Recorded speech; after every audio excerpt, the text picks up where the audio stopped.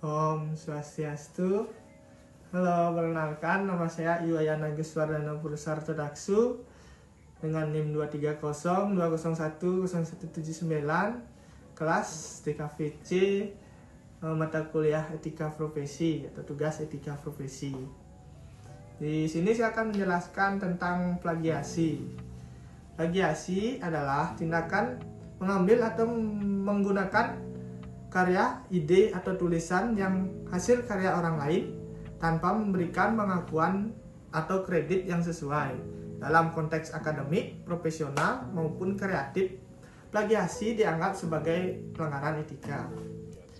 Sini yang pertama yaitu jenis-jenis plagiasi yang sering dilakukan. Yang pertama, plagiasi secara langsung, menyalin teks atau karya orang lain secara utuh tanpa memberikan modifikasi sedikit pun.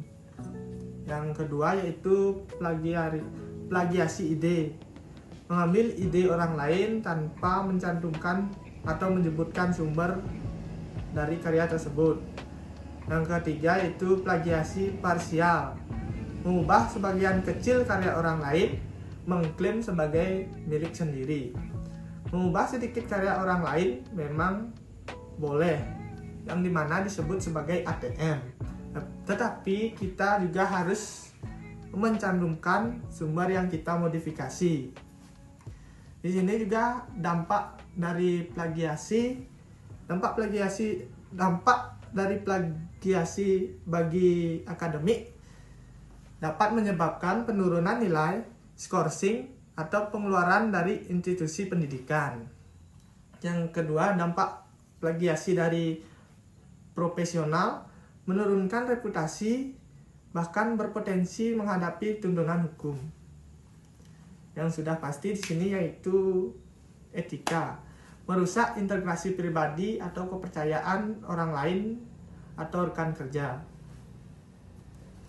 Di sini juga ada cara menghindari plagiasi. Yang pertama yaitu kita harus menyebutkan sumber atau referensi kepada hasil karya kita. Yang kedua yaitu menggunakan kutipan. Gunakan kutipan untuk teks yang diambil secara langsung dari sumber lain. Ini juga memahami aturan hak cipta, pelajari hukum terkait kekayaan intelektual untuk menghindari pelanggaran. Ini juga ada peraturan dan konsekuensi hukum plagiasi. Di banyak negara, plagiasi diatur oleh hukum hak cipta dan dapat dikenakan sanksi berupa denda atau hukuman pidana yang jika terbukti melakukannya. Misalnya di Indonesia, pada Undang-Undang Dasar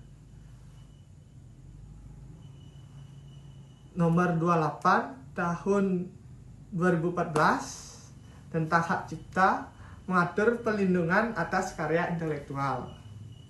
Di sini pentingnya kesadaran tentang plagiasi, memahami, menghindari plagiasi adalah bagian dari menjaga etika profesi dan akademik.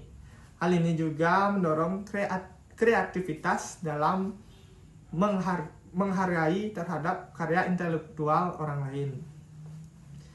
Sini juga ada kasus yang saya ambil, yaitu sudah pasti banyak yang tahu, di mana kasus plagiasi yang pernah mengebohkan dunia akademik di Indonesia, yaitu dosen UGM Anggito Abimanyu.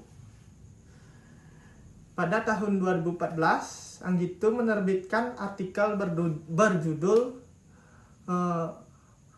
Gagasan Asuransi Bencana di sebuah iklan nasional, koran nasional. Artikel tersebut diketahui menjiplak karya